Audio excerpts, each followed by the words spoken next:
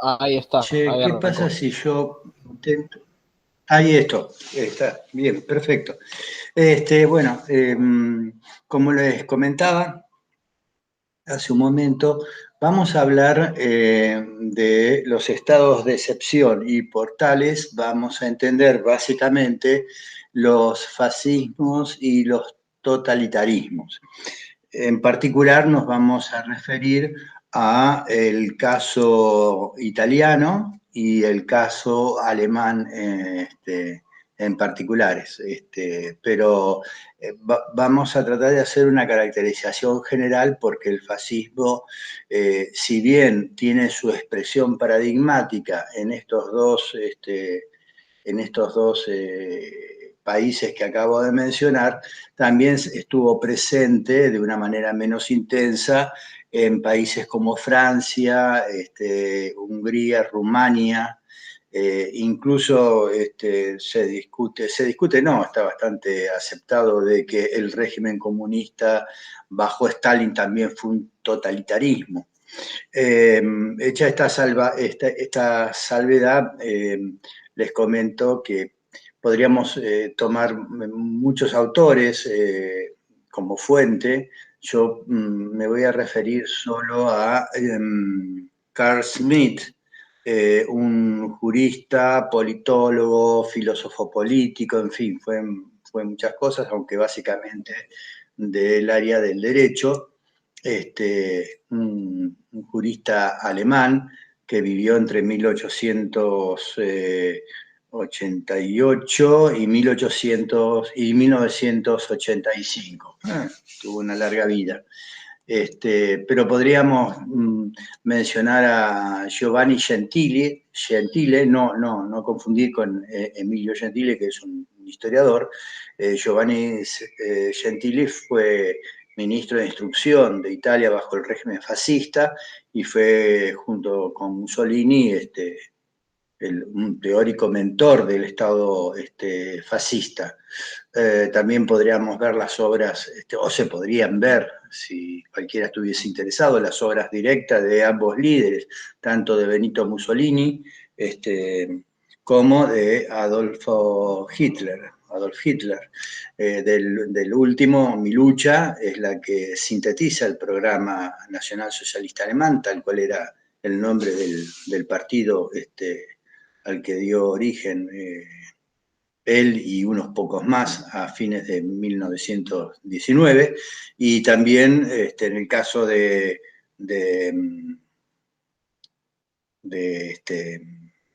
¿cómo que se llama? De Mussolini, la doctrina fascista y el programa del partido fascista. En fin, lo que quiero decir es que hay fuentes diversas que se podrían tomar. Yo solamente tomo la figura de Smith por la envergadura intelectual, la trayectoria y las proyecciones que tuvo este intelectual hasta la década del 70, del 80. Bueno, en principio vamos a ubicarnos, si les parece, cronológicamente. Cuando hablamos de los estados de excepción, cuando hablamos del fascismo o del totalitarismo, ahora vamos a ver las diferencias, nos estamos ubicando fundamentalmente en la primera parte, en las primeras 4 décadas del siglo pasado. En el caso italiano estamos en presencia de un movimiento que nace de las escuadras de combatimiento, así se les llamaba, unos grupos radicalizados eh, a fines de la Primera Guerra Mundial que se van conformando en el Partido Nacional Fascista, un poco más adelante, y tras la marcha de Roma en 1922, la monarquía parlamentaria de aquel entonces, el monarca le pide a Mussolini que forme gobierno. y a partir de ahí comienza a transformarse el movimiento fascista italiano en régimen político. En el caso de Alemania tenemos la fundación del Partido Nacional Socialista Alemán, del Partido Obrero Nacional Socialista Alemán, después se quitó la palabra obrero y quedó Partido Nacional Socialista Alemán a fines del siglo XIX, miren las cosas que digo, a fines de 1919, al fin de la Primera Guerra Mundial, y una lucha que emprende paulatinamente hasta que tras la crisis del 29 alcanzan una representación parlamentaria muy importante, y en 1933 el presidente Hindenburg, también estamos hablando de una república, en este caso no una monarquía, una república parlamentaria, la República de Weimar, gana las elecciones y conforma gobierno. Y a partir de ahí, tanto en el caso alemán como en el caso italiano, ambos regímenes pasan a ir legislando y concentrando el poder hasta constituirse el primero, en el caso de Alemania, en un verdadero totalitarismo similar al totalitarismo staliniano. Y en el caso de Italia, una vocación totalitaria, pero sin las fuerzas, sin los elementos necesarios para imprimirle el poder a la dominación que impone, similar a la que logró Alemania.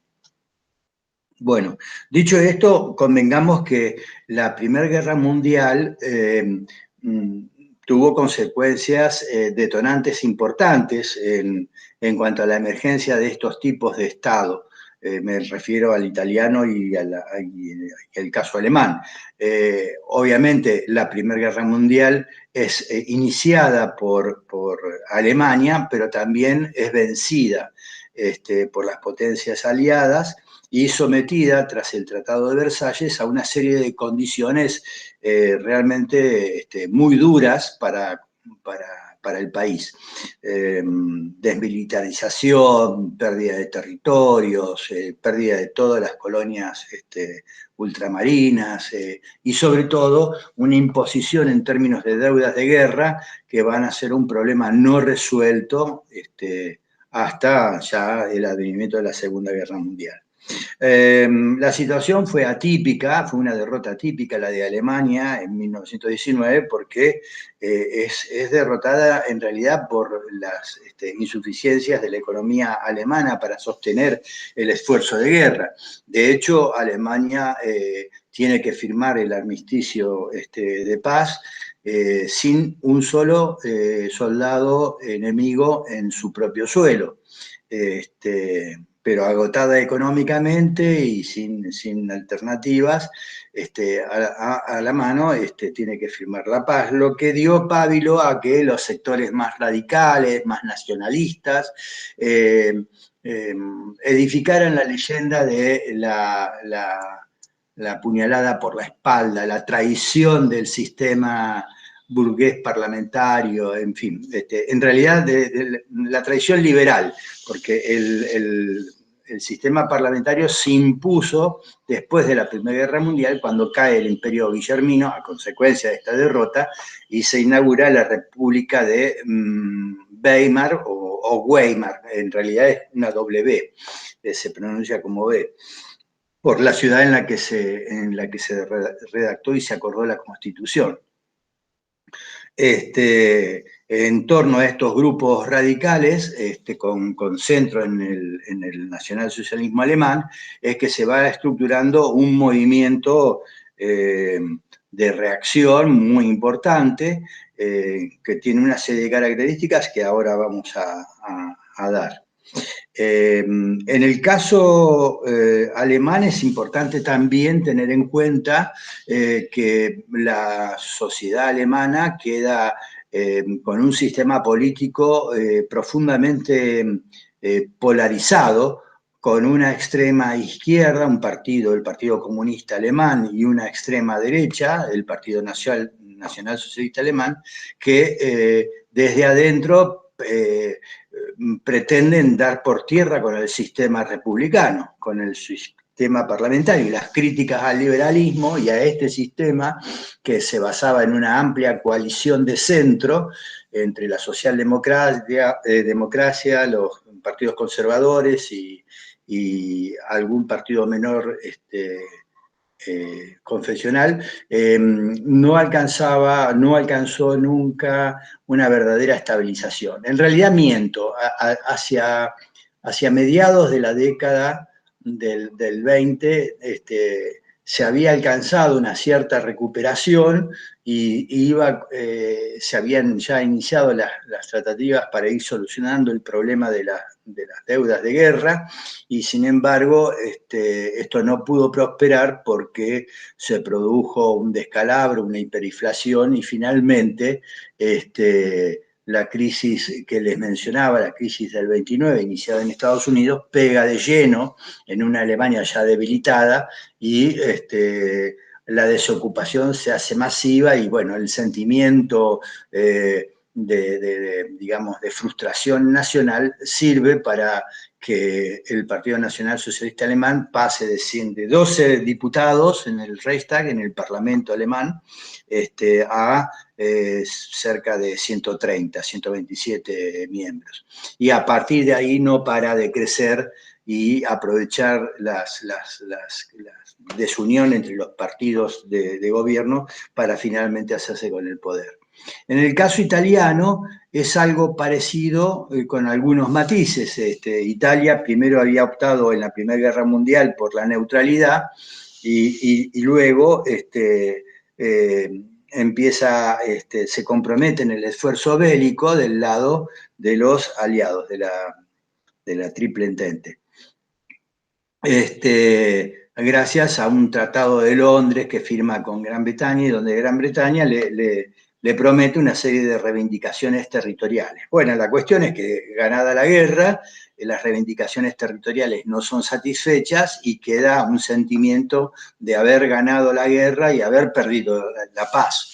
A eso se suma la creciente convulsión interna en términos de revolución social. Hay una ocupación generalizada en la década del 20 de las fábricas en el norte industrial italiano, y la sensación de que hay una próxima revolución social a estallar, bueno, alienta el desarrollo de los sectores más radicales de la derecha, y ahí es donde de alguna manera cuadra el ex socialista Benito Mussolini, ahora con el partido fascista, que, como ya les dije, después del 22 prácticamente ve allanado su camino al poder, cosa que se termina de concretar, de consolidar con la legislación correspondiente en el 28. Bien, esta es la cuestión empírica. Tenemos dos países con profundas consecuencias devenidas de, por un lado, la Primera Guerra Mundial, los problemas no resueltos en el periodo de entreguerras, y con sistemas políticos hackeados por el enfrentamiento entre la extrema derecha y la extrema izquierda.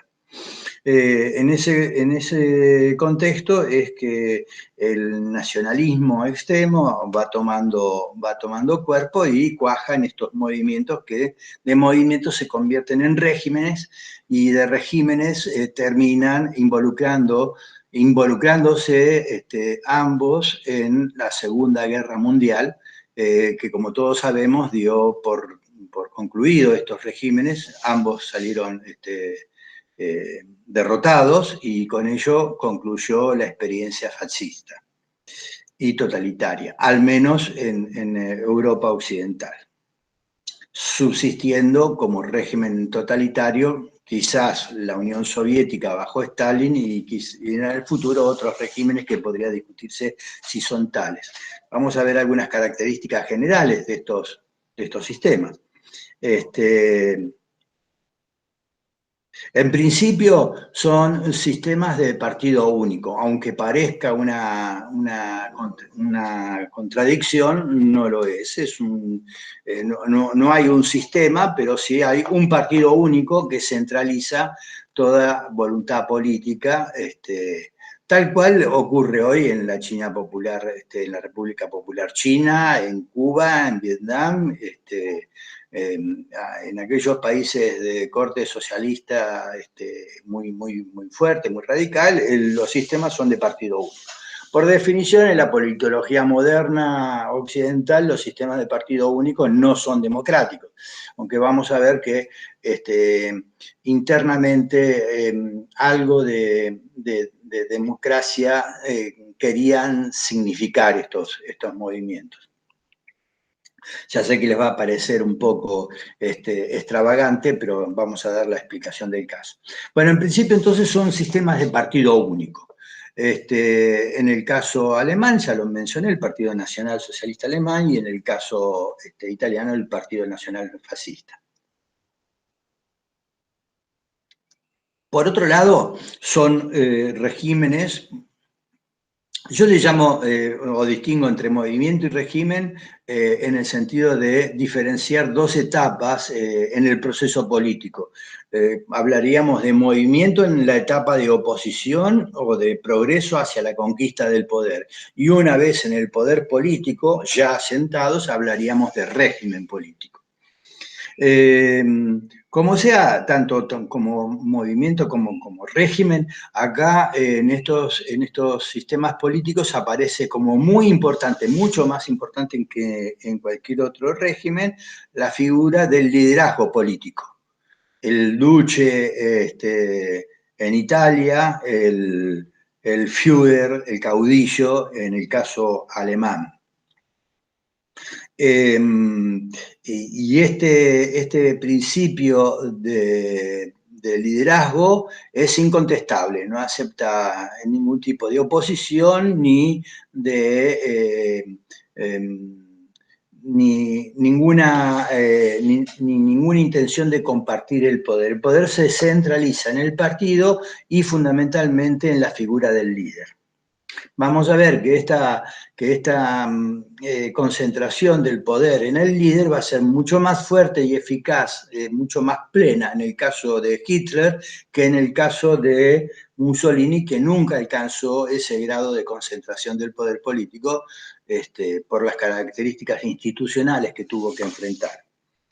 Bueno, por otra parte, antes de avanzar, digamos que esta centralidad del líder se traduce, entre otras cosas, en una verdadera cultura de idolatría por ese liderazgo, ¿no? El culto a la personalidad del líder es una parte importante de la relación entre el líder y las masas.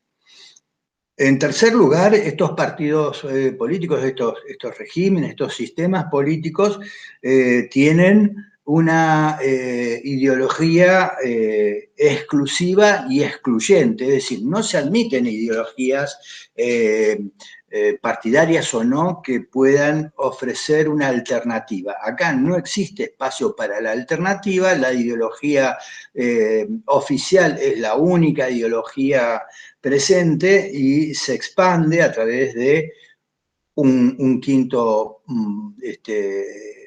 quinta o cuarta característica, el monopolio ya no de los medios de coerción, sino de los medios de difusión, de propaganda. Con lo cual, la ideología llega a permear todos los intersticios de las respectivas sociedades. En el caso alemán, con mucha más eficacia que en el caso italiano.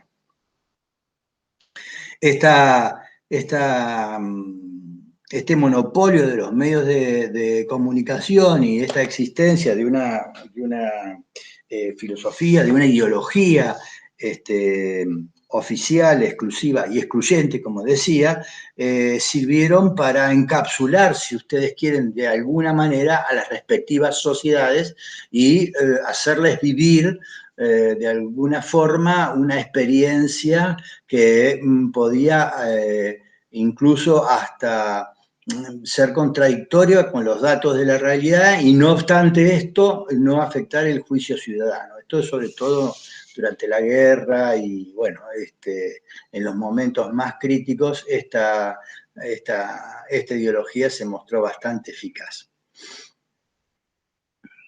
Puede ser discutible, por supuesto. Por otra parte, estos regímenes, de nuevo, en el caso alemán, mucho más acusado que en el caso italiano, hacen un uso indiscriminado de la violencia, tanto hacia afuera como hacia adentro, especialmente hacia adentro, en términos de lo que se llamó el régimen de terror, el terror de Estado. Es decir, la idea de que el Estado puede, la idea y la práctica de que el Estado puede llegar hasta los últimos confines de la sociedad y tener incumbencia en cuanto aspecto tenga que ver con la vida de sus ciudadanos, si es que cabe el término de ciudadanía en estos casos, y concretamente poder enjuiciar sin prueba alguna a cualquier ciudadano que pueda ser, digamos, hallado culpable de traición o de conspirar contra el Estado. Son famosas en el caso soviético las grandes purgas de las que hizo uso y abuso, bueno, las purgas ya de por sí son un abuso, Stalin, digamos, eliminando todo tipo de vestigio de oposición real o ficticia, no importa. En aquel entonces, en el Estado soviético, la mejor forma de preservarse era denunciar antes que ser denunciado, y así empezaban las delaciones entre amigos, entre parientes, entre padres e hijos, disolviendo todo lazo de confianza entre los ciudadanos. La relación era directa de la gente para con el liderazgo, para con el partido. Así fue en Alemania y en alguna menor medida en el caso italiano. También podríamos señalar que se trata de regímenes que son claramente expansionistas. Es decir, sobre todo en el caso italiano como en el caso alemán, por sus proyectos políticos y por las ideas, fuerzas que alienta su ideología, en el caso alemán la raza, en el caso italiano el Estado, en el caso soviético la clase social, la clase obrera, son estados expansionistas que buscan recrear, en el caso alemán, un espacio vital que entiende le fue negado porque alcanzó tardíamente su unificación en 1871, esto ya lo hemos mencionado, inició rápidamente una industrialización muy exitosa, pero llegó tarde al reparto del mundo. Y la idea de la raza, el racismo sistemático y científico que practicó este régimen, hacía que la idea de que los territorios donde habitaban arios, que sería la raza superior, no implicaba solamente el territorio político de Alemania, sino también de otros países aledaños.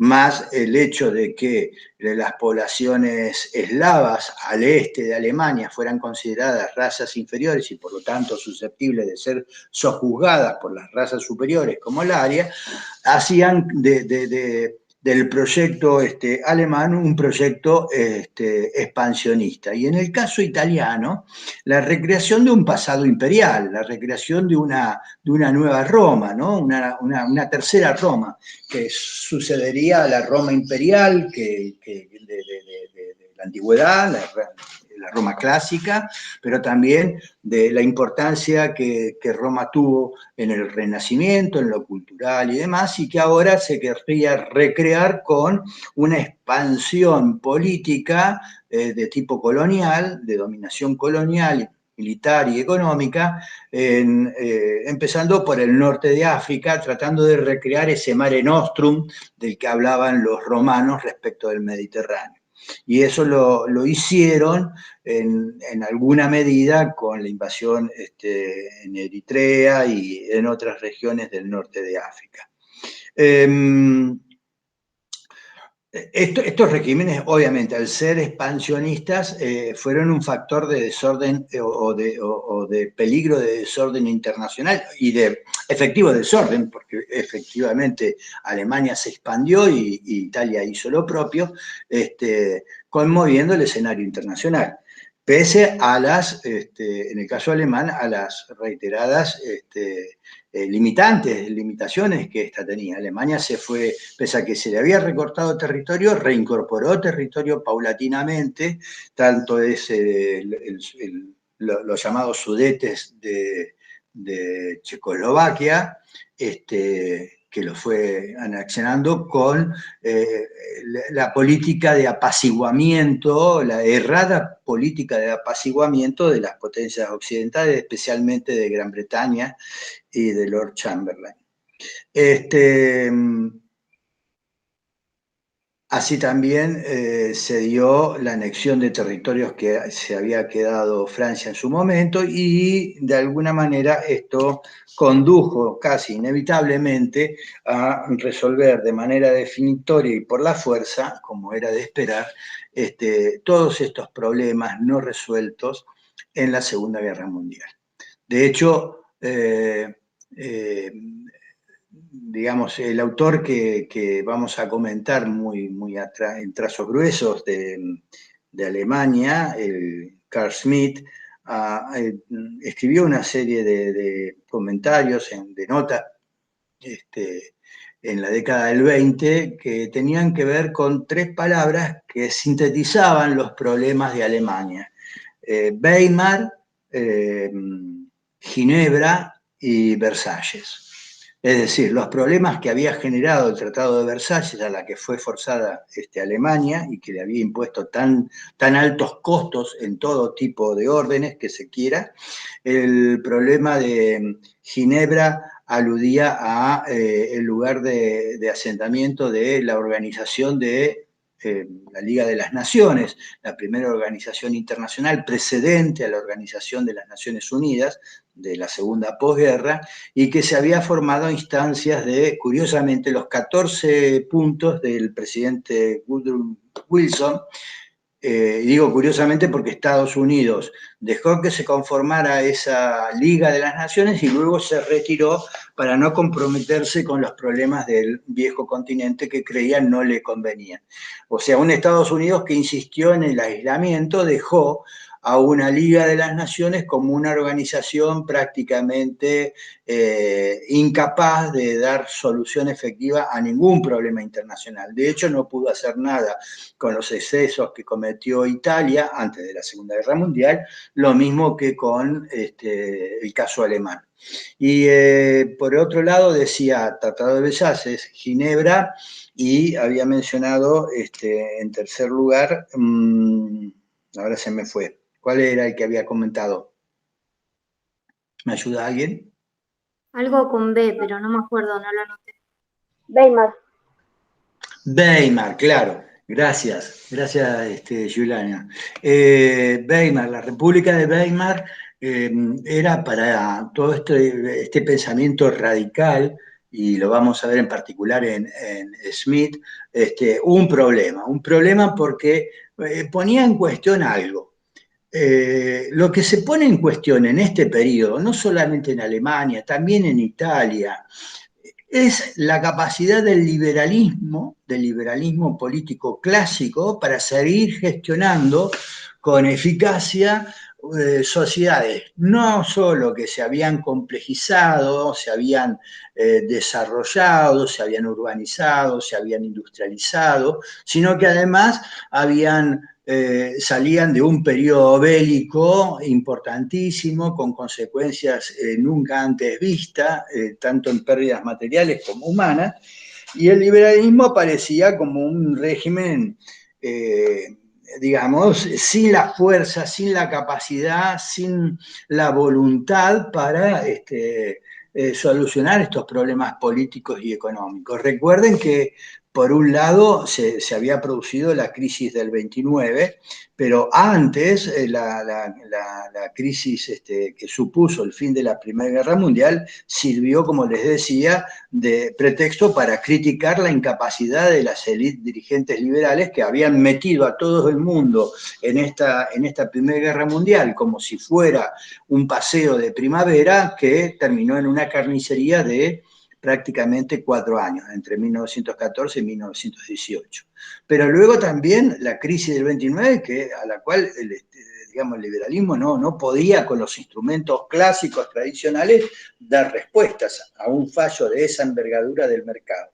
De tal forma que el liberalismo era el gran acusado durante este periodo, tanto por ser cuestionado por la emergencia de un Estado comunista alternativo, como era la Unión Soviética, como por estos estados de excepción. Es decir, desde la izquierda como desde la derecha, el Estado, digamos, la política liberal estaba siendo fuertemente cuestionada. De hecho, esto lo que forzó en los países centrales a ir revisando las estructuras políticas, las políticas públicas, la forma de Estado que tenía que encontrar una nueva manera de vincularse con la sociedad para dar respuesta efectivamente a esto.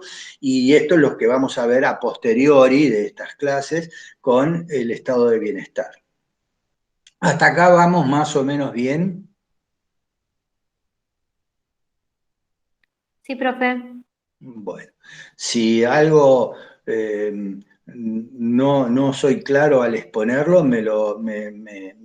bueno, ya lo he dicho más de una vez, me interrumpen y volvemos sobre la cuestión.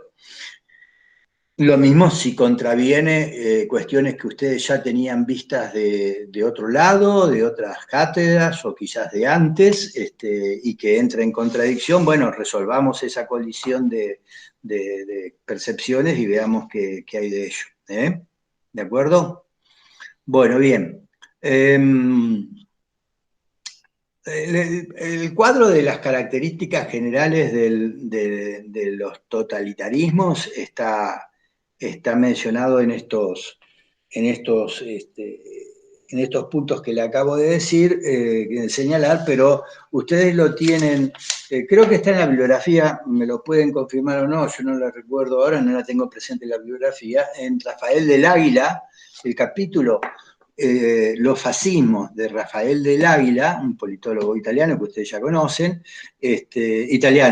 español, que está en el volumen 5 de la historia de la teoría política de Vallespín, de Fernando Vallespín, como editor. Como sea, esté en la bibliografía o no, ustedes tienen la posibilidad de entrar en Consenso Cívico, buscar el volumen 5 y ahí buscan el capítulo correspondiente que le estoy mencionando, Los fascismos de Rafael del Águila. Yo creo que está en la bibliografía de todas maneras. Y ahí encuentran esto que les estoy describiendo, ¿no? Los puntos generales en que se puede basar este análisis del fascismo. Convengamos en decir algo al margen, ¿no? Como una nota a pie de página. Como términos similares, tales como populismo, el fascismo es un concepto que se ha estirado a tal punto que se aplica casi indiscriminadamente, siempre con un sentido negativo en términos de polémicas políticas, a casi cualquier situación, vaciándolo entonces de una significación política concreta. Muchos sostienen, llegado a un extremo, que fascismo solamente se puede hablar del caso, en cuanto al caso italiano, en los parámetros históricos que acabamos de analizar hace un momento. Otros sostienen que podría extenderse a algunos tipos de dictadura que son más fuertes que las dictaduras tradicionales, más intensas, pero no tanto como un totalitarismo. Mientras que otros sostienen que el nacionalsocialismo alemán fue un fascismo que renegó del término fascismo para no parecer que estuviese de algún modo subordinado al ejemplo italiano y adoptó la voz de totalitarismo. Lo cierto es que ambos regímenes se autoadjudicaron la idea de estructurar un Estado total, un Estado que todo lo podría alcanzar y todo lo podría hacer reclamando una identidad completa entre ciudadanía y Estado, etc. Yo lo que diría es que coincido con Del Águila, no es nuevo, es que pese a la especificidad histórica de estos fenómenos, uno puede extender el concepto. Claro que cuanto más viaja un concepto en el espacio y en el tiempo, más realidades engloba y más genérico se vuelve, hasta que prácticamente se hace evanescente. Es decir, no sirve para explicar mucho. Decirle a alguien hoy fascista en la Argentina no sirve de mucho, porque estás confundiendo gravemente la situación si tenés en cuenta las características del fascismo. O hablar de un Estado totalitario, cuando estás hablando de una democracia que pueda tener algún rasgo poco democrático, tampoco sirve demasiado al debate político. Por la precisión que significa utilizar correctamente los conceptos. Bueno, terminada esta nota al pie, me gustaría presentar a nuestro autor de hoy. En este caso estamos hablando de Carl Schmitt, como les decía, un jurista, fundamentalmente jurista, formado en una familia católica, alemán, nació, como les decía, finalizando el siglo XIX y perduró hasta prácticamente finalizar el siglo XX. Tuvo una larga vida que podríamos, analizar, al menos establecer una serie de mojones en esa trayectoria vital y académica de Carl Schmitt. Carl Schmitt nace en 1888 en Westfalia, en el estado de Westfalia. Luego circula por una serie de universidades alemanas hasta que finalmente, entre 1933, fecha en que el nacionalsocialismo alemán alcanza el poder, y 1936, Carl Schmitt tiene hoy, diríamos, la desgracia de afiliarse al Partido Nacional Socialista Alemán, y aquellos que lo quieren reivindicar, pese a ese pasado nazi, tienen como, digamos, instrumento que en 1936 comenzó a ser producto de envidias, de juegos políticos internos, a ser de alguna manera muy atacado internamente, hasta que el propio Schmitt decide abandonar el partido político y dedicarse a la docencia universitaria y a la producción académica. En 1945, ustedes ya conocen, a mediados de 1945, Alemania es finalmente derrotada, cae Berlín, y a posteriori se produjeron los famosos juicios de Nuremberg, por la ciudad en la que tuvieron lugar, donde una corte conformada por las potencias vencedoras, sometió a juicio a las principales cabecillas. Pues no se podía condenar a todo un pueblo. En realidad el proceso de desnazificación fue rapidísimo. Podrían decirme, bueno, tan eficaz no era la ideología, sí, probablemente, pero también hay que tener en cuenta los efectos de la guerra, ¿no? Alemania quedó devastada por la Segunda Guerra Mundial. Y en esos juicios fue citado a declarar el propio Schmitt, por su cercanía, por su implicancia con el régimen. Él se había desempeñado dentro del régimen como asesor del Estado de Prusia, y había tenido un serio compromiso con la revisión de la legislación alemana, incluso dando conferencias y contribuyendo a la redacción de leyes antijudías. Bueno, la verdad que un pasado condenable, sin lugar a dudas, pero lo cierto es que salió bien de ese juicio de Nuremberg, fue citado a declarar y estuvo a un punto de ser juzgado, pero finalmente lo liberaron, y ahí inició una etapa de ostracismo académico, del que fue saliendo paulatinamente. Smith nunca dejó de producir, y hacia la década del fines del 70, el 80, empieza a ser reivindicado por, curiosamente, la izquierda, por los sectores radicales de política de izquierda. Fallece en 1985, como les había dicho. Ahora vamos a entender por qué lo reivindican contemporáneamente los sectores de izquierda y por qué muchos dicen que hoy es muy útil seguir leyendo a Smith, pese a este pasado que lo vincula a una experiencia tan tremenda, tan costosa, tan condenable como la experiencia del nacionalsocialismo alemán en el poder. Smith es muy famoso, entre otras cosas, porque en la década del 20, en 1927, aunque se publicó después en el 32 y en el 33, un libro, pequeño libro, pero un gran libro que se llama El concepto de lo político. Ahí Carl Schmitt nos explica que el liberalismo es culpable de haber desvanecido la noción de lo que es la política, con su acostumbrada propensión a despolitizar la sociedad, dado que el liberalismo siempre pensó que la política, lo político era algo que se identificaba con el momento de la imposición, de la coerción, y por lo tanto contravenía su idea de una sociedad autorregulada. Recuerdan que hemos hablado de este tema de cómo el liberalismo despolitizó, y en esa despolitización de la sociedad, en este corrimiento, retraimiento del Estado de las acciones libres de los individuos en la sociedad civil, se encontraba una propuesta valiosa de perseguir. Mientras que para Smith eso fue directamente un equívoco político que llevó a errores prácticos muy importantes, convirtiendo al liberalismo y a las sociedades liberales en sociedades sin capacidad para poder dar respuesta a los desafíos que le planteaba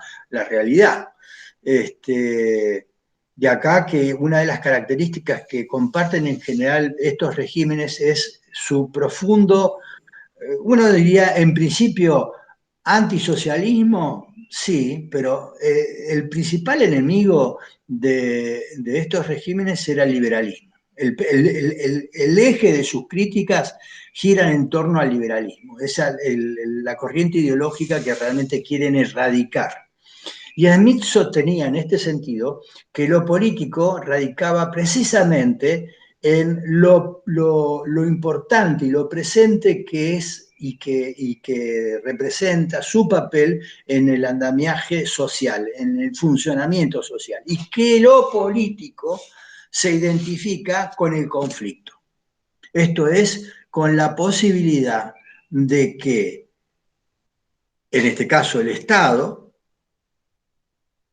en este caso el liderazgo, tenga la capacidad de definir y la voluntad de hacer lo que sea necesario, los agrupamientos en torno a estos dos conceptos, amigo-enemigo. Esto es, el poder político, lo político reside precisamente en la capacidad de definir en un momento determinado cualquiera los agrupamientos básicos que se organizan en torno a los conceptos de amigo y enemigo. Lo político sería la relación antinómica amigo-enemigo. Por lo tanto, la política es esencialmente conflicto. En principio, ¿por qué la importancia? Porque esta oposición no es cualquier oposición, porque oposiciones puede haber de orden moral, espiritual, teológico, económico, cultural. El problema es cuando cualquiera de estas oposiciones alcanza un grado existencialmente de peligro para la propia para la propia comunidad. Esto es, así sea un enfrentamiento entre una distinción amigo-enemigo con base en la economía, se vuelve política cuando esa oposición, esa tensión, alcanza tal intensidad que pone en peligro la supervivencia existencial de la propia comunidad, independizándose entonces de cualquier área en particular, de la cultura, de la sociedad, de la economía en cuestión. Lo que está en juego en lo político es la supervivencia del Estado, la supervivencia de la comunidad organizada, de la propia comunidad organizada. Se imaginarán con estas palabras que la política para Schmitt era prácticamente las relaciones internacionales, las relaciones entre los estados, porque eran los estados los que hacían las guerras. Bueno, también podría ser que al interior de la comunidad surgiese una oposición amigo-enemigo que adquiriese un carácter político a través de una situación, por ejemplo, ¿cuál sería una situación? Imagínense, siguiendo este razonamiento lógico, ¿cuál sería la situación que se pudiera dar internamente en un Estado para decir, bueno, acá hay una oposición de tal intensidad que podríamos decir, esta es una oposición política, esta es una oposición amigo-enemigo? En el caso de la guerra civil, en el caso de que una diferencia sea de tal intensidad que pone en peligro la continuidad de la propia comunidad, pero desde adentro, no ya por el ataque desde afuera. Con lo cual, esta idea de que lo político tenía que ver fundamentalmente con las relaciones internacionales, siendo todo lo demás a mera administración, tiene sus matices. Y podríamos observar o pensar que esta distinción amigo-enemigo como lo eminentemente político puede darse con mayor probabilidad en el ámbito internacional, pero no se descarta que internamente pueda surgir, porque si surgiese una división de esta naturaleza en torno a los que son amigos de un régimen y en torno a los opositores, pero de tal intensidad que estaríamos a un paso de la guerra, entonces estaríamos hablando de la proximidad de una guerra civil y de la dilución de la comunidad, de la propia comunidad. De hecho, Smith sostiene que dos cuestiones. Por un lado, la idea, tiene una idea de democracia, pero muy lejana a la democracia liberal que nosotros hemos venido discutiendo y que va a pervivir después de la Segunda Guerra Mundial hasta el día de hoy.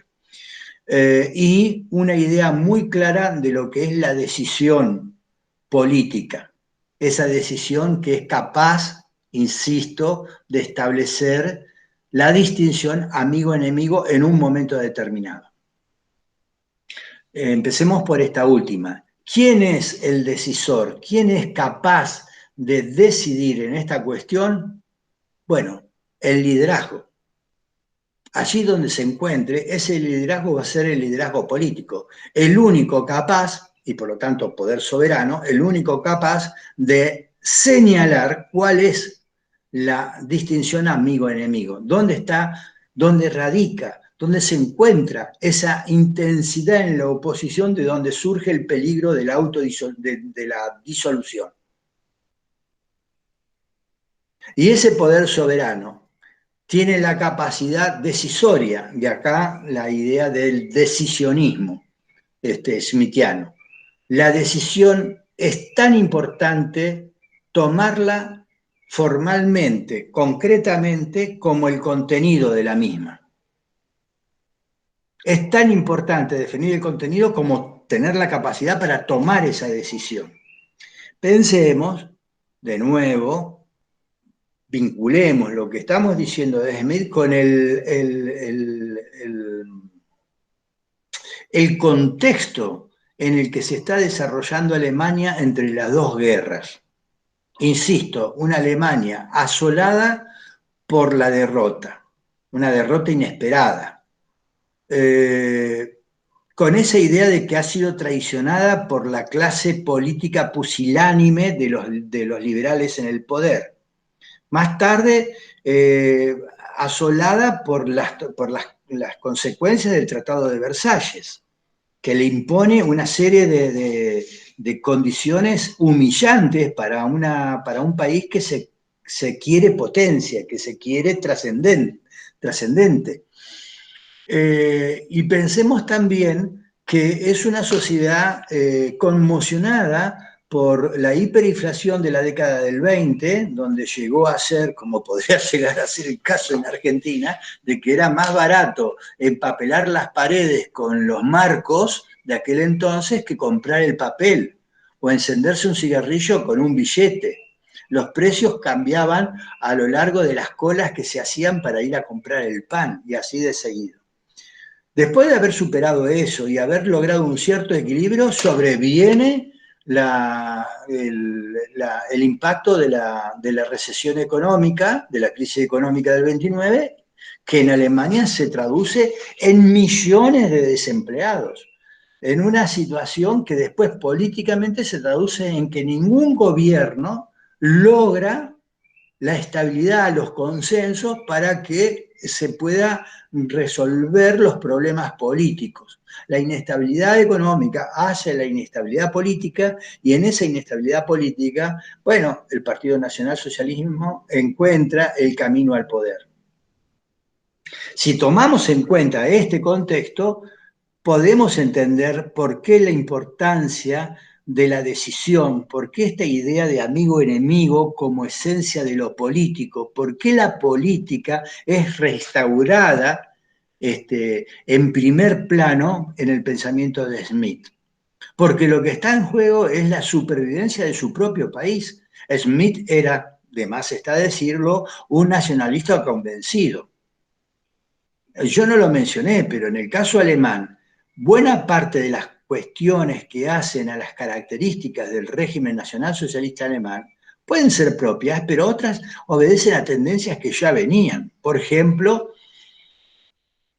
el imperialismo, el expansionismo, ya venía dándose, lo hemos mencionado en estas clases, como una característica de Europa, y particularmente en el último tercio del siglo XIX, una nueva competencia por el reparto de África, al cual llega tarde Alemania, y desde entonces Alemania brega por el Lebensraum, el espacio vital que le es negado, un espacio bajo el sol que le es negado, y más todavía después cuando le imponen los recortes territoriales producto del Tratado de Versalles.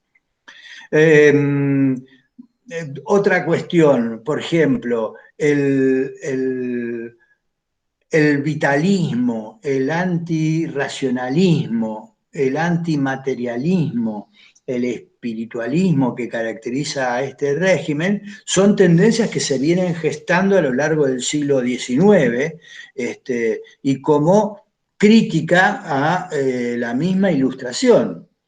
La idea de que la razón instrumental propia del capitalismo, propia de la Ilustración en el siglo XIX, no alcanza para comprender la realidad, sino que también hay esto que ellos llaman el espíritu, la fuerza, el impulso vital interno de los individuos como de la nación. Por lo tanto, la idea de nación, la idea incluso de racismo, el racismo ya venía con menciones como, por ejemplo, antecedentes como, por ejemplo, no vienen al caso, pero lo señalo, Gobineau, Chamberlain, Lombroso, hablaban ya de la diferencia, en consonancia con el darwinismo social, que es el traslado de los principios de la evolución de las especies de Darwin, del ámbito natural al ámbito social. y la identificación entonces de el mundo dividido en razas que se ordenan jerárquicamente, en razas que tienen razas dominantes y razas dominadas. Y ahí la precisión científica de encontrar el arianismo, la raza aria, identificada con el fenotipo del hombre alto, rubio, de ojos celestes, como una raza específica destinada a dominar. Todas esas cosas ya estaban desde antes y fueron catalizadas por estos movimientos y estuvieron, digamos, de alguna manera en la raíz del antisemitismo del que hizo abuso el Tercer Reich, ¿no? el nacionalsocialismo en el poder. Así que si tenemos en cuenta esta situación de asedio, de sociedad sitiada, sin alternativas, una sociedad donde los partidos políticos prácticamente habían implosionado en torno a una sociedad de masas, se entiende la preocupación por lo político en Smith, planteado de esta manera, por la importancia de la decisión que sería. La decisión soberana sería el poder soberano, la decisión soberana serían aquellos capaces de definir esa antinomia, amigo-enemigo. Y por el otro lado les dije la concepción de la democracia, porque si algo criticaba a Smith, no era precisamente la democracia, sino fundamentalmente el liberalismo. Ahora, ¿qué idea de democracia tenía? Una muy distinta, les anticipé, respecto de la democracia parlamentaria, liberal, como la que veníamos caracterizando.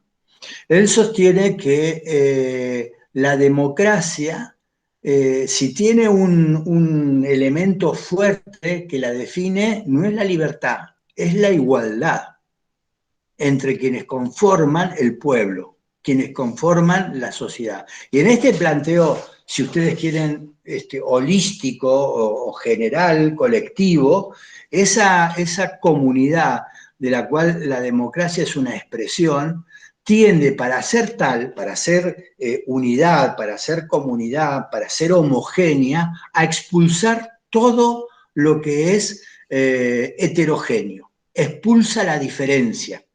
Una diferencia que ya no se encuentra solo en el otro que está más allá de las propias fronteras nacionales. También busca excluir al distinto dentro de las propias fronteras nacionales, buscando la homogeneidad de esta democracia.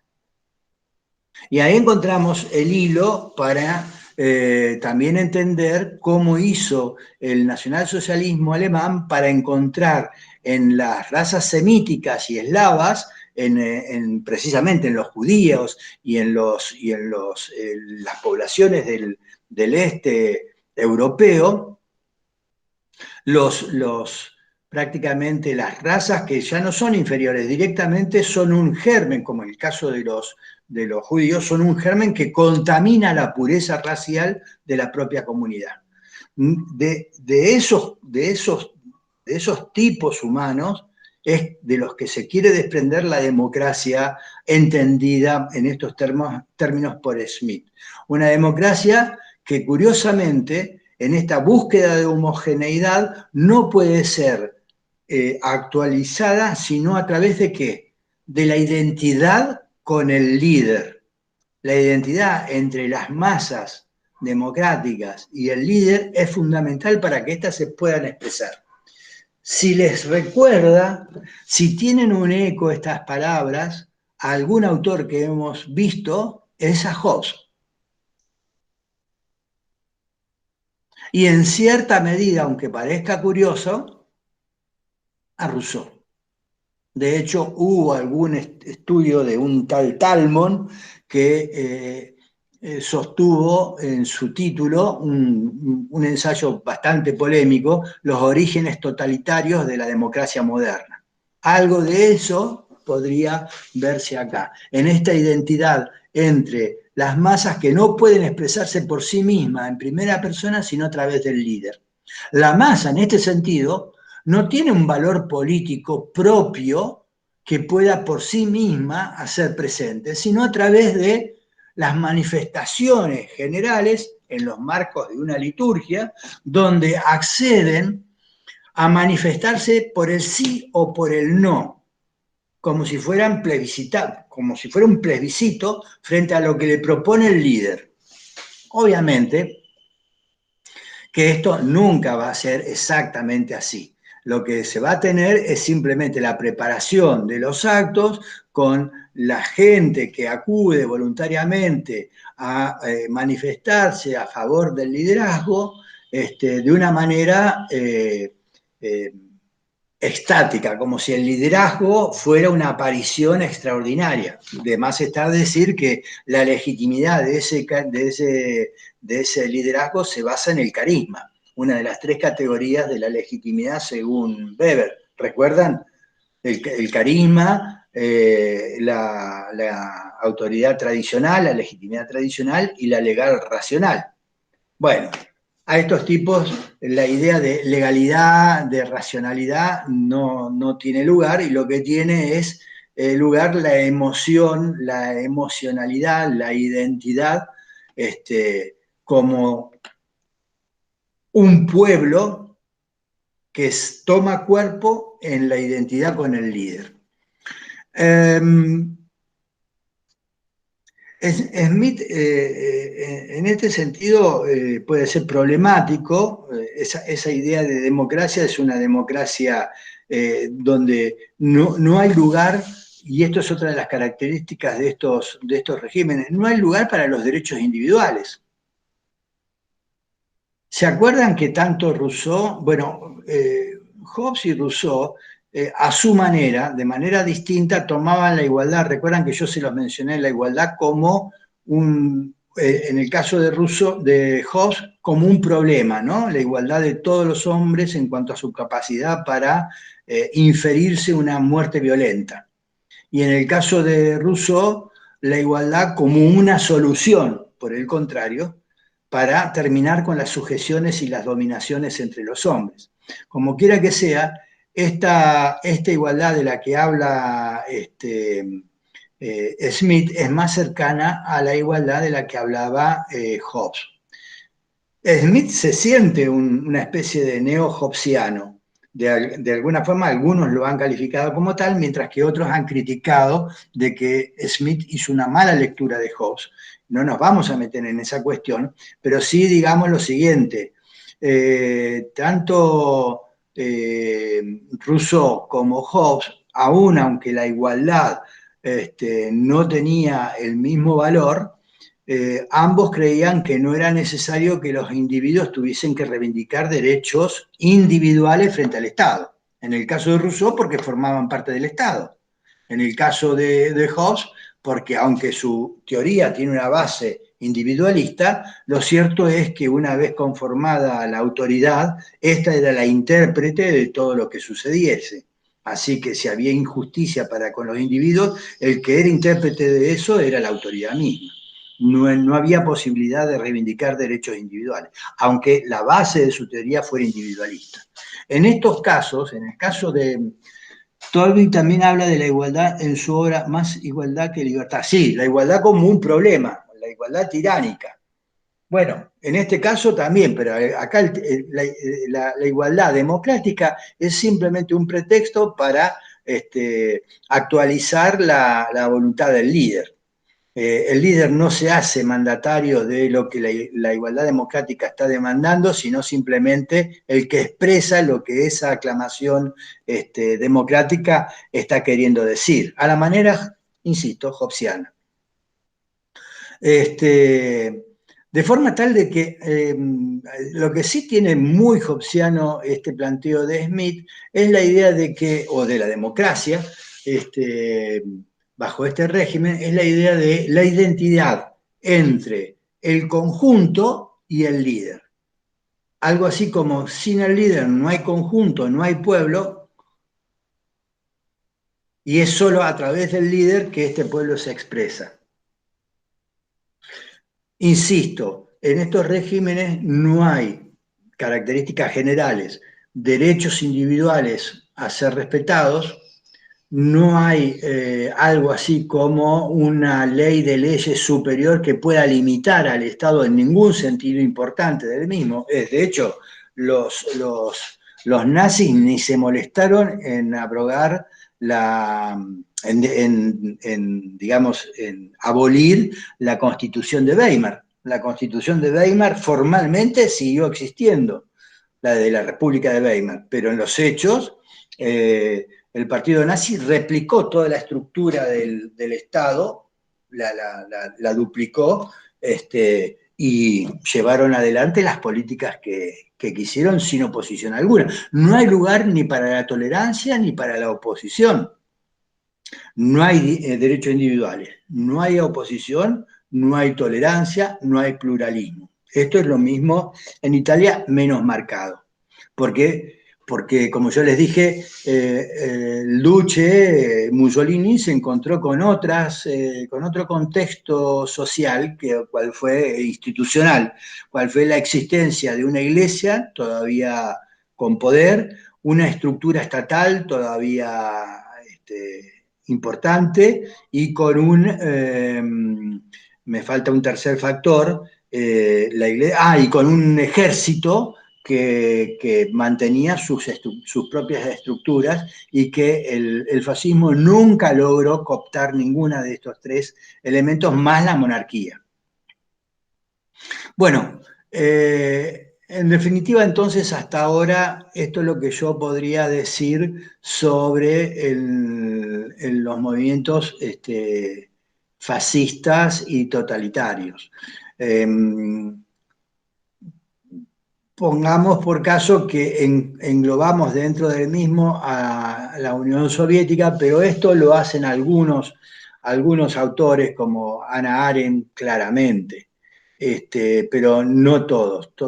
Se ha reservado el término totalitario para el régimen alemán, y el fascismo para el régimen italiano.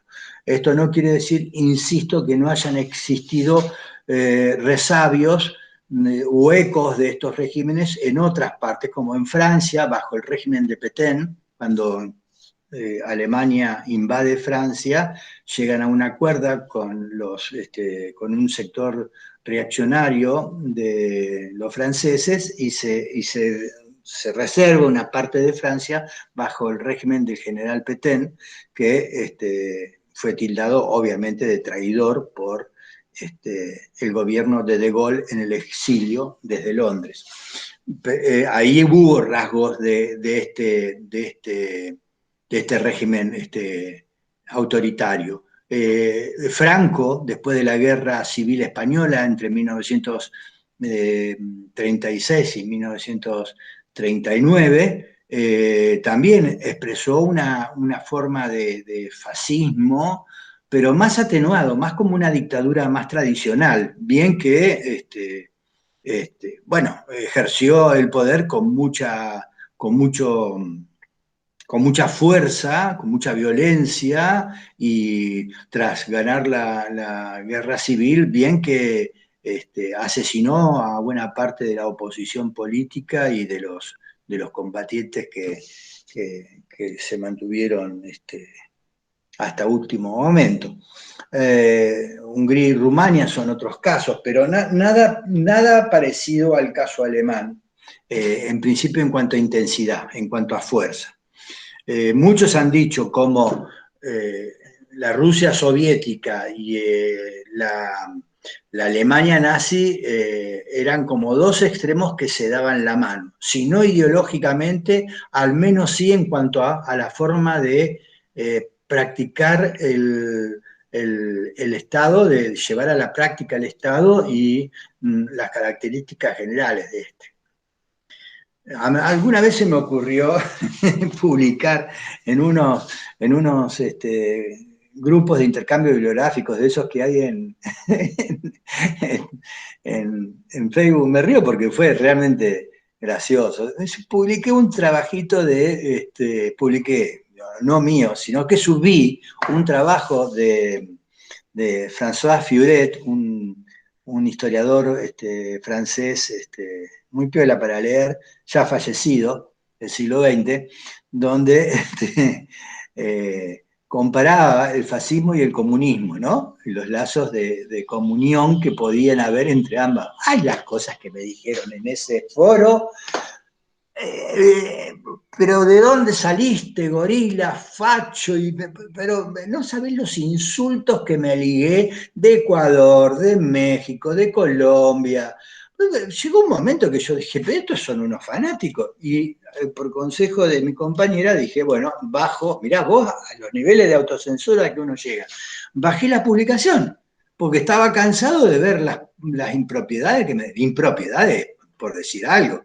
No, directamente me querían. ¿Y quién es este tipo? Hay que averiguar quién es, decía uno. Y yo, por infeliz, bueno, ahí estaba.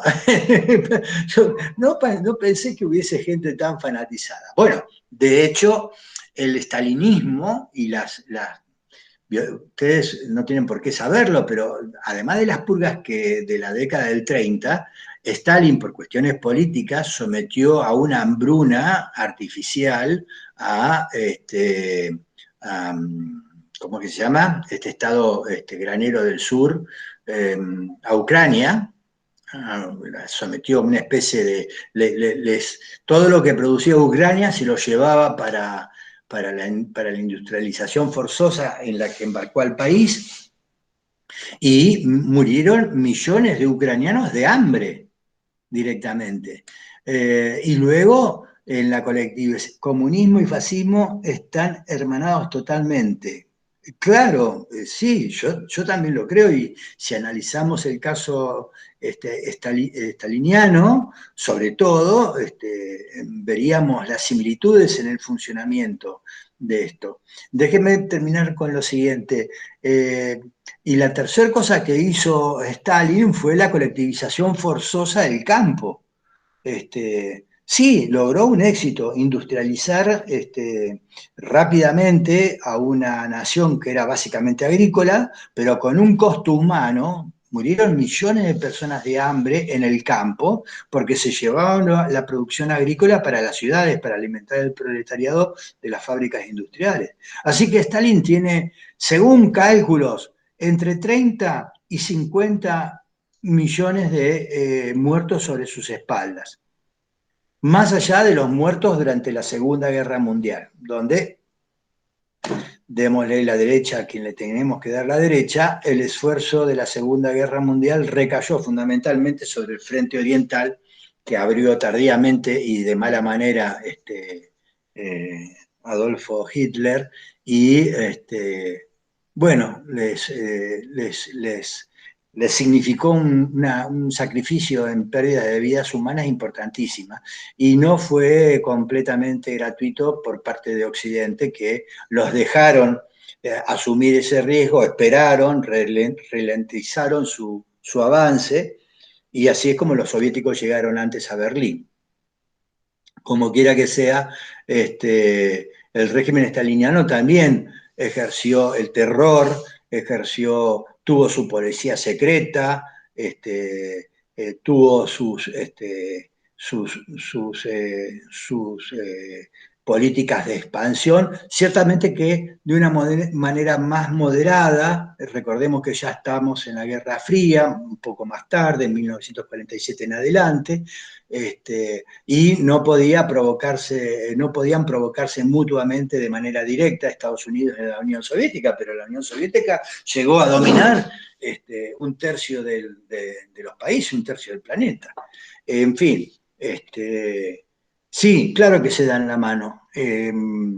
Se puede decir muchas más cosas. Yo les quiero recomendar eh, algunos textos, pero se los voy a dar directamente, ahora se los menciono.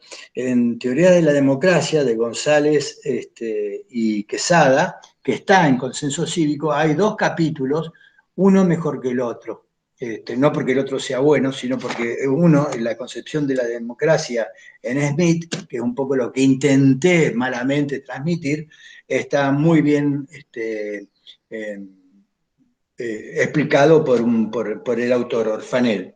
Después tienen el capítulo este que ya creo que está en la bibliografía del artículo de Rafael del Águila. Y bueno, por supuesto que hay mucho escrito sobre el fascismo, están los trabajos de Ian Kershaw o de Karl Bracher, pero yo creo que superan un poco lo que se espera de ustedes en cuanto al conocimiento de este tipo de estados.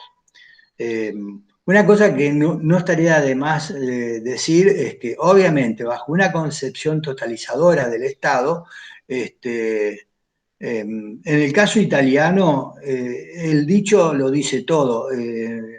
Mussolini decía o se le atribuye que sostenía que en el Estado totalitario nada podía existir fuera del Estado, nada contra el Estado, y en este sentido el Estado debía englobar toda la vida de la comunidad. El dicho era de otra manera, pero no lo recuerdo. Era nada contra el Estado, todo dentro del Estado, nada contra el Estado, nada fuera del Estado. Algo por el estilo. Bueno, por ahora me gustaría ver si tienen preguntas para hacerme.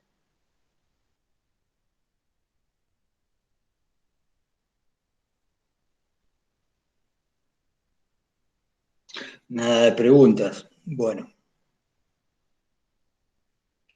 Eh, me, me parece oportuno recalcar lo que dijimos antes. Este asunto de los fascismos, totalitarismos, llámese Alemania, Italia, la Unión Soviética, en el caso del totalitarismo, es como un desafío a la política liberal decimonónica a principios del siglo XX ante el evidente quiebre del liberalismo como conducción política de las sociedades. La contraparte por izquierda sería la erección de un régimen político exitoso que venció la pretensión de la intervención extranjera cuando se produjo la revolución bolchevique, supo superar la guerra civil entre blancos y rojos y salir airosa de la Segunda Guerra Mundial y constituirse en una superpotencia que le disputó el liderazgo a los Estados Unidos con bastante eficacia hasta que no pudo con sus contradicciones internas. Dados estas dos críticas, sumemos la propia nacida del propio liberalismo, llamémosle progresista o social, que dio cuenta de que el liberalismo tenía que reformular su programa político, sus políticas, su concepción del Estado y de su relación con la sociedad para no perder el espacio, el volumen político que había alcanzado durante el siglo XIX. Y producto de esa digamos, conciencia de transformación, es en parte producto el estado de bienestar de Europa Occidental. Sin dejar de reconocer la confluencia de los partidos socialdemócratas, de la socialdemocracia, que también acompañó la construcción de este Estado. Un Estado que se va construyendo paulatinamente, desde medidas políticas tan tempranas como las tomadas por Bismarck a fines del siglo pasado, 1884, 1889, toma una serie de legislaciones que son legislaciones protectoras del trabajo, pero no en términos de derechos del trabajador, sino en términos de proteger las fuerzas productivas que iba a necesitar Alemania si quería realizar un exitoso proceso de industrialización acelerada. Como quiera que sea, estos son antecedentes que se van sumando a otros, la respuesta de Estados Unidos a la crisis del 29 con el New Deal o el nuevo trato que le ofreció Woodrow, Franklin Delano Roosevelt a los Estados Unidos, acompañado de reformas del sistema de seguridad social en Inglaterra, gracias al aporte de Beveridge, como también las políticas keynesianas que a partir de la teoría general de la ocupación, el interés y el dinero de John Maynard Keynes, se modifica la concepción del manejo de la macroeconomía y se empieza a pensar cómo evitar las depresiones crónicas del capitalismo. Bueno, este rápido paneo para dar cuenta de que hubo un desafío de izquierda, hubo un desafío de derecha. El desafío de izquierda se mantuvo hasta 1989. El desafío por derecha fue vencido en 1945. Y lo que supuso la respuesta del propio, de las propias sociedades industriales avanzadas en Europa y Estados Unidos fue el estado de bienestar, sobre todo en Europa occidental. Y quiero mencionar además que de ese debate interno del liberalismo, tratando de encontrar un nuevo rumbo que le supusiera mantenerse al frente de la dirección política de las democracias occidentales, al punto de que estas son entendidas antes que como democracias, como liberal democracias, es un movimiento reflejo del propio liberalismo, un liberalismo conservador que por supuesto es anticomunista, que por supuesto detesta y critica, porque lo vivió en carne propia, los excesos, las deformaciones del totalitarismo alemán especialmente, y que significó toda la inmigración austríaca y judía hacia distintas partes de Europa y finalmente en Estados Unidos, que se convirtió en lo que se llamó desde el principio del siglo la Escuela de Viena, y una serie de epígonos que criticaron el engrandecimiento del Estado y las políticas de colectivización o de manejo de la economía de manera colectivizada, de manera de planificación central, esa sería la palabra. Un ejemplo clásico y temprano de este movimiento es el libro de Friedrich Hayek, un economista austríaco, premio Nobel de Economía en la década del 70, que escribió un librito muy chiquitito llamado Camino de Servidumbre, donde atacaba precisamente el colectivismo, la planificación centralizada de la economía. Y esa tendencia se mantuvo a la sombra como un reflejo especular del liberalismo progresista, y fue lo que tomó el nombre de neoliberalismo, y que ya se formulaba desde la década del 20 y del 30 y del 40 a principios del siglo, y que tomó fuerza a mediados de la década del 70 a partir de la crisis económica internacional que afectó al estado de bienestar. Así que tenemos ahí una confluencia de un problema político generalizado a muchos niveles, con político y económico, donde el liberalismo tradicional deja de ser eficaz como gestor de estas transformaciones y de estos problemas, y surgen, bueno, por un lado el comunismo, por el otro lado los estados de excepción, internamente las políticas de reforma social y de reforma de la relación del Estado y la sociedad que implicó el estado de bienestar. Bueno, yo no... me faltaba un detalle quizás que ustedes lo tendrían que tener en cuenta, comparando los regímenes fascistas totalitaristas con el liberalismo político. Para estos movimientos, la división entre público y privado no tiene sentido si el Estado abarca toda la sociedad y se inmiscuye en cuanto ámbito social encuentra. Este es un tipo de Estado que acompaña a las personas, igual que el estado de bienestar, desde la cuna hasta la muerte. Así que la división público-privada acá se se diluye completamente. En los regímenes fascistas y totalitarios, por completo.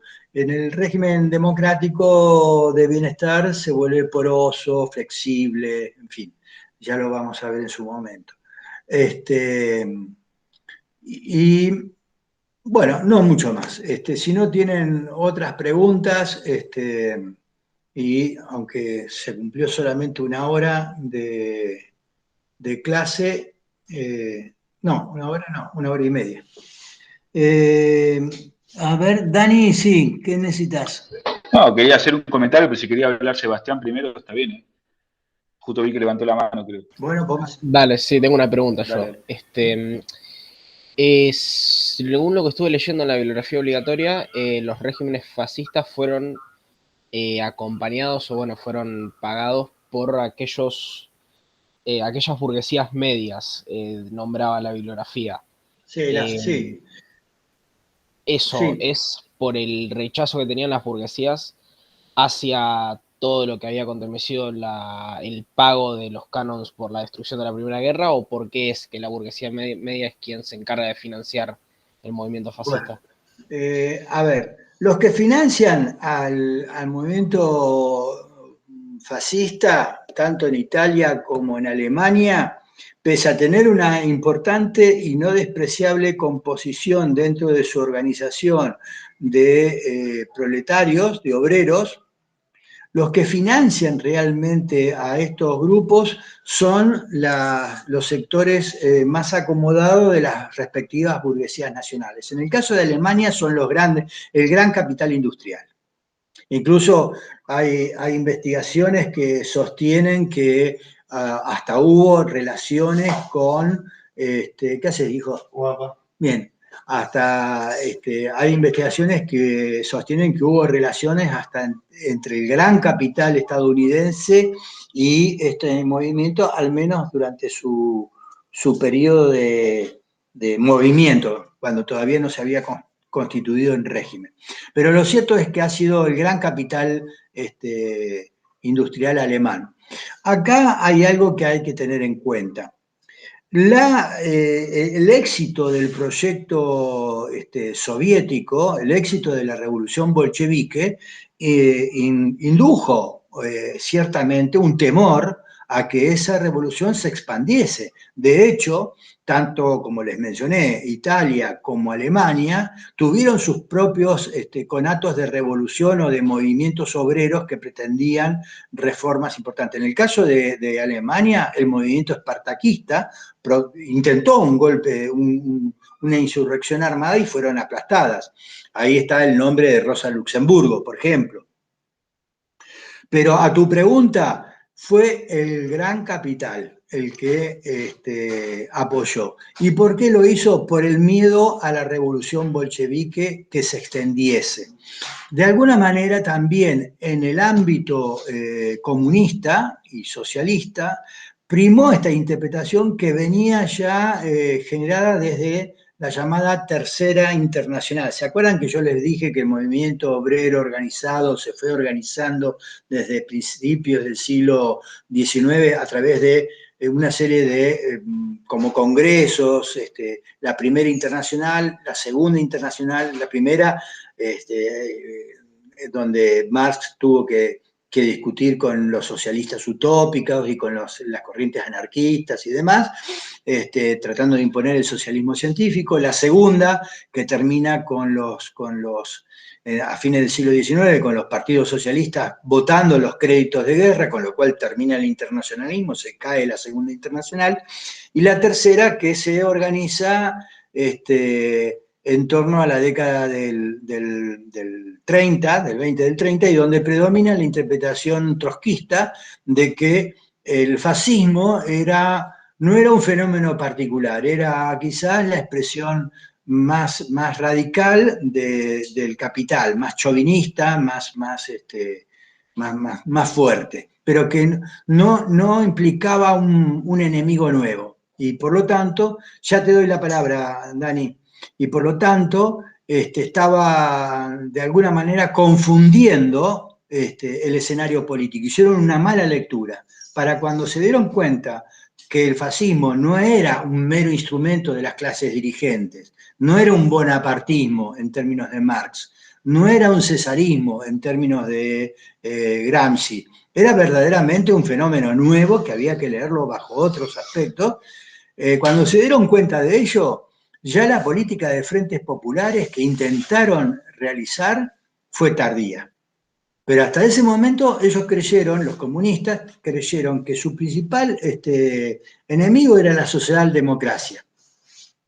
Y eso retardó la reacción de estos ñatos al verdadero problema que implicaba el fascismo. No entendieron lo que significaba. Realmente todavía puede haber gente que piensa que fueron funcionales, hasta cierto punto fueron funcionales. De hecho, la masiva transferencia de personas deportadas forzosamente de los países por los que se fue expandiendo Alemania otorgó mano de obra barata a los industriales alemanes. ¿Recuerdan la lista de Schindler? Como un ejemplo. Pero todo ese esfuerzo... Esperen un minuto. ¿A dónde te vas? Sí, me llevo esto. ¿No te había llevado ya una? No. Bueno, chao. Vení un día a tomar mate. Mi hijo.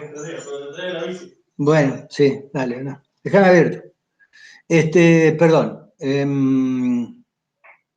Bueno, ¿por dónde iba? La lista de no sé cuánto. La lista de Schindler. No, pero de todas maneras, estaba diciendo, ahora recuerdo, todas las medidas de política económica parecieron en un principio facilitarle la vida a los Krupp, a los grandes grupos industriales alemanes, pero después, a posteriori, las medidas tomadas, sobre todo de mediados hacia final de la guerra, pusieron al descubierto que la lógica de funcionamiento de la cabeza de los nazis era otra. Por ejemplo, cuando dispusieron las vías férreas y el sistema de trenes especialmente para acelerar el traslado de los judíos a los campos de exterminio, en vez de derivarlos a las actividades productivas, así como la propia idea de eliminar a los judíos en vez de aprovecharlos, entiéndase, pensando uno como un nazi, en vez de aprovecharlos como mano de obra para el esfuerzo bélico, para la economía alemana. O sea, desde ese punto de vista fue desastroso. Así que hoy no cabe muchas dudas de que el fascismo como movimiento fue alentado y financiado por el gran capital, pensando que con ello iban a poner en regla al movimiento obrero, iban a coartar todo tipo de intento de expansión de la revolución social, y se les fue de las manos cuando estos tipos, tanto en Italia como en Alemania, demostraron que tenían una lógica propia de funcionamiento. Había otra pregunta. Sí, gracias. No, era un comentario justamente relacionado con el tema, que es interesante cómo, sobre todo en Alemania, justamente el pensamiento judío en realidad se encontraba dividido tanto casi por igual en el comunismo, en la socialdemocracia, pensadores como Erich Fromm o Hannah Arendt, como también en la burguesía dominante, los banqueros y la burguesía de clase media, y sin embargo en esa búsqueda de homogeneizar y buscar un enemigo común para desviar la crítica de las masas, se lo metió como a todos, se les dio por igual, se los metió en la misma bolsa, tanto como por el comunismo como por la burguesía, cuando eran completamente lo opuesto. Claro. Cayeron como un todo, como algo, cuando justamente había tanto, repito, pensadores más tirando a la socialdemocracia, pero también comunistas, como tratados como infiltrados que querían llevar el comunismo a Alemania, como así también los banqueros, que es de la burguesía liberal, lo opuesto, y sin embargo cayó todo como un solo enemigo en común, como para que las masas no critiquen al Estado, digamos. Bueno, fíjense lo siguiente. Cuando yo mencionaba que el régimen de Weimar, de la República de Weimar, fue un régimen parlamentario, fuertemente condicionado por la existencia de dos partidos antisistema, completamente polarizados, cuando se le permite, por la representación parlamentaria que habían alcanzado, pero también por otras cuestiones, a Hitler formar gobierno en el 33, se lo permiten porque además piensan que estos fascistas, este partido de derecha va a servir, de extrema derecha, va a servir para dar por terminada la cuestión de los comunistas. Y bueno, claro, con la perspectiva que nos da la historia todo parece mucho más claro, pero en su momento debió haber sido bastante confuso en medio de una sociedad de masas que había perdido sus puntos de referencia, sus identificaciones político-partidarias, como dice Hannah Arendt, se habían desafiliado y estaban como masa a disposición de quien supiese captar y representarlas. Bueno, en ese contexto debe haber sido bastante confuso qué significaba realmente el fascismo tanto en Alemania como en Italia. Algunos se dieron cuenta con antelación, pero si no, no se explica cómo tardaron tanto tiempo en salir de Alemania los judíos. No se entiende cómo no se orquestó una resistencia más activa en el seno de la Liga de las Naciones por parte de Inglaterra y Francia. Francia estaba aterrorizada con Hitler y sostenía que había que ponerle límite inmediatamente porque, bueno, tenía la experiencia de la derrota en la guerra franco-prusiana.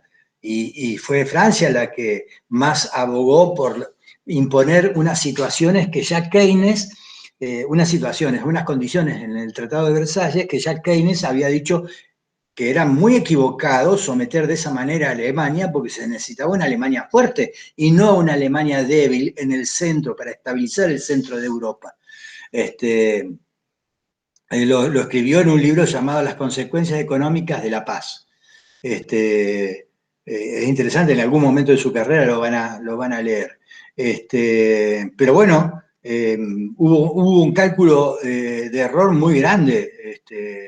Chamberlain volvió a a Inglaterra, después de una entrevista personal con ¿cómo que se llama? Con Hitler, diciéndole a todo el mundo, bueno, quédense todos calmados, esto no pasa de estas anexiones que ha hecho y demás. Es más, Alemania se anexionó los Sudetes de checoslovacos, se anexionó lo que se llamó el Anschluss, la anexión de Austria-Hungría, y cuando se quisieron acordar, Hitler invadió Polonia, cuando lo podrían haber detenido mucho antes. Pero bueno, la historia no es clara, y sobre todo mientras está transcurriendo. ¿Qué otra pregunta? ¿No había una pregunta más? No, Dani es el que acaba de intervenir. Bueno, si no tienen otras preguntas, avanzo un poco sobre el estado de bienestar, porque sobre eso quiero reflejar la cuestión del neoliberalismo, ¿no? ¿Ustedes tienen alguna idea de lo que es el estado de bienestar?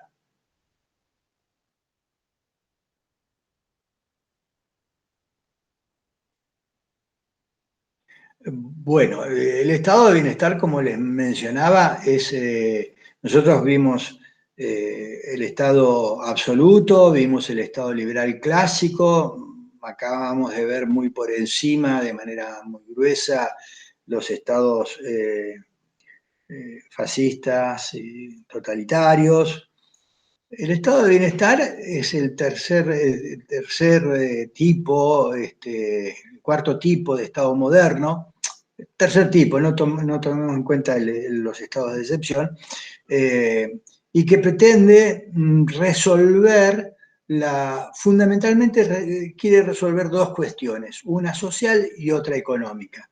La cuestión social es la que se viene gestando desde el siglo XIX y desde la misma emergencia de la revolución económica, de la revolución industrial. Nosotros vimos que con la revolución industrial, lo explicó Urquiza, supongo, porque no vi la clase, pero se van dando procesos de complejización de la sociedad, se va dando un proceso de creciente movilidad del campo a la ciudad, creciente industrialización, en fin, una serie de características que hace que estas sociedades vayan sufriendo una serie de transformaciones muy importantes. Y una de esas transformaciones es la creciente brecha existente entre la igualdad formal de los ciudadanos entre sí, vía sufragio, expansión del sufragio universal, y por el otro lado, las crecientes, digamos, distancias en cuanto a los niveles de vida material. La famosa cuestión social, es decir, cómo se condice la igualdad formal de ciudadanos que son formalmente iguales con ciudadanos que materialmente se ven, digamos, distanciados por brechas socioeconómicas tan importantes que generan un malestar bien fuerte, ¿no? Y de alguna manera esta cuestión social es la que se agudiza todavía más con la crisis del 29 y los descalabros que suponen las dos guerras mundiales y que alientan a la necesidad de reformas políticas que tiendan a cerrar esa brecha. Que el estatus formal de ciudadanía se complete con una nueva si ustedes quieren, generación de derechos, los derechos económicos, sociales y culturales, que garanticen una elevación del piso del piso de bienestar material de la ciudadanía en su conjunto, contribuyendo entonces a moderar el conflicto político-ideológico, cosa que lograron relativamente bien, y las masas obreras, con representación parlamentaria, con el desarrollo de partidos obreros como la socialdemocracia, logra alentar legislaciones de protectoras del trabajo, y el capitalismo también acepta unas ciertas reformas que ayuden, de alguna manera, a aventar los vientos de la revolución vía reforma. Reforma o revolución era la consigna de ese momento. Y el económico. El sistema capitalista requería, vía las transformaciones científicas y tecnológicas que había experimentado a fines del siglo XIX, principios del siglo XX, que ya deben ser conocidas por ustedes, ¿no? Me estoy refiriendo al taylorismo y fordismo. El propio sistema económico requería en las nuevas condiciones de producción de bienes durables en masa, de mercados de consumo, y por lo tanto de nuevos consumidores, y por lo tanto de la inclusión con capacidad digamos, para consumir de nuevos sectores sociales. Y así es como desde los propios incentivos sistémicos del sistema capitalista es que los derechos sociales, económicos y culturales se vuelven funcionales también al capitalismo. Porque los productores, los obreros, el trabajo, además de ser el factor trabajo, ahora es el factor consumo, que ayuda digamos, a realizar la manufactura en condiciones de producción en masa. Así que los condicionantes económicos que alienta el estado de bienestar es, a través de las políticas keynesianas, sostener dos cuestiones: el pleno empleo de los factores productivos y el crecimiento sostenido. Pleno empleo de los factores y crecimiento sostenido. Cosa que efectivamente logra, especialmente entre 1945 a grandes rasgos y 1975, cuando ocurre la crisis económica vinculada al aumento indiscriminado de los precios de las materias primas, especialmente el petróleo, básicamente del petróleo. Ese estado de bienestar es sobre el que se va a dibujar la crítica neoliberal que surge con fuerza en la década del 70. Y es esta la tercera vía que yo quería explorar con ustedes, además de la soviética y la de los estados de bienestar, esta transformación interna del liberalismo en una tradición más progresista y social, que da cuenta de que el Estado tiene que asumir nuevas responsabilidades y por lo tanto es legítimo que se expanda, que llegue a ser un Estado máximo, con muchas más responsabilidades, que intervenga en la economía para garantizar al capitalismo que pueda sobrevivir a sus propias contradicciones y que por otro lado, bueno, garantice la paz social mediante una cierta política de redistribución de ingresos. Otra de las características de este estado de bienestar es la función de redistribución de ingresos. Esto es sacar de los circuitos económicos mercantilizados y asignarlos vía administrativa, según criterios políticos, a distintos sectores. La redistribución no implica solamente quitar y dar, sino también un complejo sistema de beneficios, de subvenciones a determinados sectores, de precios regulados, de incentivos a determinadas exportaciones y así de seguido. Es un Estado que se basa sobre dos compromisos básicos. El liberal keynesiano, que concilia los principios de libre mercado y libre empresa con intervención, regulación estatal. Ojo, pedido por el propio capitalismo, requerido por el propio capitalismo para salvarse de sus propias contradicciones internas. La regulación como necesaria para que el capitalismo no vuelva a crisis que se conviertan en depresiones, a un capitalismo que necesita de la intervención del Estado para dulcificar el ciclo económico de alzas y bajas, para que las bajas no tengan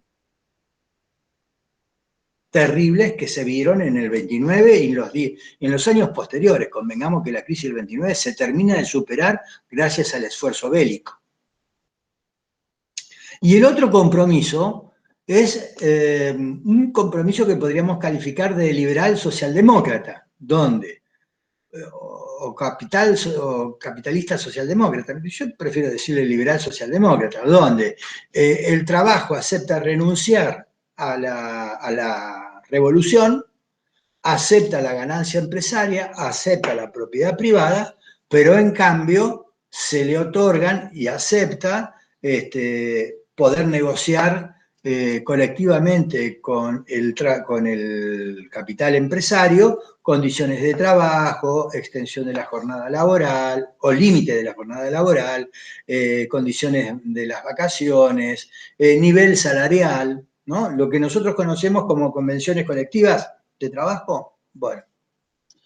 Y por el otro lado, el capital acepta todo esto, que son como beneficios para el sector obrero que antes no tenía y que facilitan su ascenso social, su bienestar, pero por el otro lado, lo que hace el capital es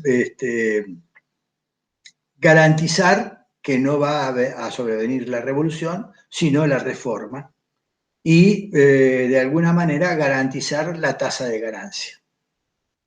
Preservar las condiciones que hacen al núcleo duro del capitalismo, que es aumentar el capital acumulado. De tal forma, durante los felices 30 años que los franceses llaman los años del Fordismo, los años de apogeo del estado de bienestar entre el 45 y el 75, encontramos unas sociedades que se conforman en sociedades democráticas, con el avance de la mujer, paulatinamente, accede al sufragio universal, con algunas democracias con serias restricciones, como por ejemplo en Estados Unidos respecto de los negros, los cuales alcanzan después de muchas luchas una cierta igualdad civil y política hacia la década del 60, del 70, pero todavía son el día de hoy discriminados. Lo cierto es que se alcanzan sociedades más homogéneas, más democráticas, se experimenta un proceso de descolonización generalizado, se experimenta sociedades del bienestar, donde la gente empieza a vivir mejor, con mejores ingresos, y es la típica imagen de la década del 50 en Estados Unidos, donde todo el mundo tiene coche, 1 o 2 coches, todo el equipamiento familiar, electrodomésticos, toda la gente trabaja, la mujer todavía no salió al trabajo, pero lo va a hacer paulatinamente, se van acortando las polleras, y hacia la década del 70, este idilio entre capital y trabajo, bueno, se descompone. Lo que vemos en la superficie es fundamentalmente la crisis económica. Por debajo lo que hay que leer es que hay condiciones tecnológicas que han madurado y se transforman en una verdadera revolución científico-tecnológica. Así como lo fue el taylorismo-fordismo a fin del siglo XIX, principio del siglo XX, a mediados o pasados mediados del siglo XX, lo que tenemos es una transformación radical de la tecnología en el transporte y sobre todo en las telecomunicaciones y en la informática. Y si vos me preguntáis, ¿por qué esto aparece como muy importante en relación a lo que veníamos hablando? Es que el capital empieza a girar, a funcionar con una lógica planetaria, una lógica global. ¿Les suena la palabra globalización? La globalización de los mercados facilita que las empresas puedan migrar parte de su producción a distintos puntos del planeta y producir distintas partes de un bien en distintos lugares donde encuentren mejores relaciones de producción, ensamblar en otro lugar y vender según mercados especializados. El coche modelo tal se vende acá, pero este mismo coche modelo tanto, con alguna diferencia, se vende en Brasil o en otra región del planeta. ¿Y esto qué significa? Que hay una desvinculación entre política y economía. La economía puede funcionar a nivel global, puede moverse rápidamente, y la política sigue anclada al territorio. Perdón, voy a bajar el volumen de esto. No sé si lo bajé. Entonces, me quiero despedir con ustedes con esta idea de que el estado de bienestar, así muy rápidamente caracterizado, podemos abundar sobre ello, lo cierto es que lo es como función del liberalismo progresista, el liberalismo social, que en términos de filosofía política se expresa en las obras de Dewey, de John Dewey, pero también fundamentalmente en las obras de John Rawls y sus 2 obras más importantes, que significaron un parteaguas en la filosofía política occidental. Una es Teoría de la Justicia, en 1971, y la otra es Liberalismo Político, en 1993. Rawls ya murió, pero si uno quiere ver en qué consiste este liberalismo social, bueno, estas son obras de referencia. Ahora, por el otro lado, ese neoliberalismo que se va conformando lo tenés en Hayek, lo tenés en los Friedman, en la década del 50, del 60, en la Escuela de Negocios de Chicago, de la Universidad de Chicago. Sí, Rawls habla del velo de la ignorancia.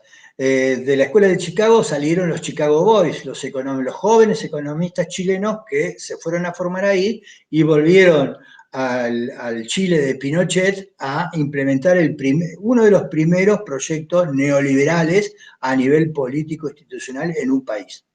En Argentina comenzó con Martínez de Hoz, en la última dictadura militar, cuajó finalmente con los mandatos de Menem, ¿no? De Carlos Saúl Menem, y después pervivió de una u otra manera con distintos grados de intensidad en otros proyectos políticos, que con más cuestionamientos, ¿no? En torno a esto es verdaderamente neoliberal, bueno, se puede discutir. Entonces, mi objetivo se cumplió dentro de este horario en cuanto a definir a grosso modo este tipo de Estado que sirve como trasfondo a lo que es la construcción del neoliberalismo y lo que el neoliberalismo en su rama extrema va a ser el anarcocapitalismo, o si ustedes quieren, el libertarianismo. Parece difícil la palabra, pero es para diferenciarlo de la palabra libertario, que es una rama del anarquismo. Los libertarianos son la rama más extrema del neoliberalismo. Y el neoliberalismo es la forma extrema contemporánea del liberalismo económico, clásico. Y una expresión a nivel de filosofía política de esta última rama es, quizás ustedes lo han sentido nombrar, a Robert Nozick, Anarquía, Estado y Utopía, donde un poco expresa en alguna medida algunas ideas de Milley, por ejemplo, ¿no? Un Estado mínimo, un Estado que esté solamente para garantizar los contratos y no mucho más, ¿no? Porque hasta la justicia y el mantenimiento del orden pueden privatizarse de alguna forma con modelos que son para nosotros extraños, pero que se los promueve, ¿no? Bueno, chicos, si no hay otras dudas, son 17:57, a las 6 termina nuestra clase. Yo me despediría hasta la semana entrante. ¿De acuerdo? ¿Tienen alguna pregunta para hacer? Muteado todo el mundo. Bueno, nos vemos la semana que viene. Hasta luego y buena suerte. Muchas gracias igualmente. Nos vemos, profe. No hay Gracias, por qué. profe. Hasta luego.